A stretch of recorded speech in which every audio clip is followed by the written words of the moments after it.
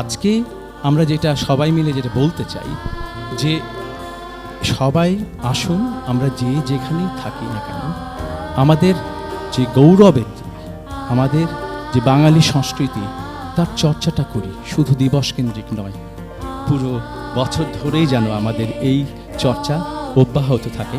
তাহলেই আমরা মনে করি যে শহীদদের এই আত্মত্যাগ সার্থকতা পাবে এবং আমরাও মাথা উঁচু করে বাঙালি হিসেবে এবং বিশ্ব মানব হিসাবে দাঁড়াতে পারবো পৃথিবীর কাছে।